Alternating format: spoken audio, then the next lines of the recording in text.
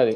అట్లాగే ఒకప్పుడు చంద్రబాబు ఏదైతే 99 చంద్రబాబు, 94, 95 చంద్రబాబు అంటుంటారే, అప్పుడు ఎట్లాగైతే ఉద్యోగులు పని చేయించారు బలవంతంగా, అందుకే కదా అప్పుడు ఉద్యోగులకు వ్యతిరేకమైంది.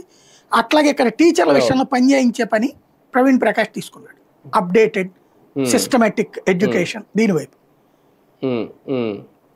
నాకు జీతం కావాలి, ఎంతకంటే ఎక్కువ కావాలి, ఇంకా బాగా సంపాదించుకోవాలి, నా లంచాలు తీసుకుంటే నా జోలికి రాకూడదు, ఎవడు తీసుకోలేదు అనుకోవాలి.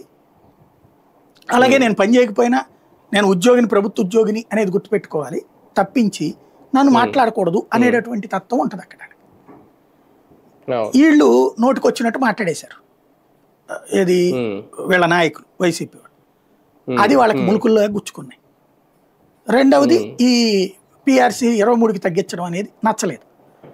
అక్కడ చంద్రబాబుతో కంపేర్ చేస్తే జగన్ తప్పు అయ్యాడు. చంద్రబాబు 42, తర్వాత 23, 20. అది కూడా ఒకేసారి బాబు ఉన్నప్పుడే 2 కలిపినట్టు కదా, 62 అయిపోయినట్టు. జగన్ ఉన్నప్పుడు వచ్చేటప్పటికి ఒక 23. ఇది అంటే అప్పుడు కూడా కలిపితే 83కి వెళ్ళిపోయింది. అక్కడ జీతాలు వీటికి వెళ్ళిపోతుంది. అదే జగన్ చెప్పుకొచ్చింది అమ్మక్క. చంద్రబాబు నాయుడు ఎట్లయితే ప్రభుత్వ ఉద్యోగుల వలన ఖర్చులన్నీ అయిపోయి మన చేతిలో డబ్బులు ఉండట్లేదని చెప్పాడు, అదే మాట జగన్ మాట్లాడాడు. దాంతోపాటు ఈ డబ్బులు వెనక్కి తీసుకుంటానంది. టీచర్ల విషయంలో ఎళ్ళి తనిఖీలు చేసేవాడు ప్రవీణ్ ప్రకాష్. ఎలాంటిదంటే మరీ సూక్ష్మ తనిఖీలు కూడా చేశాడు.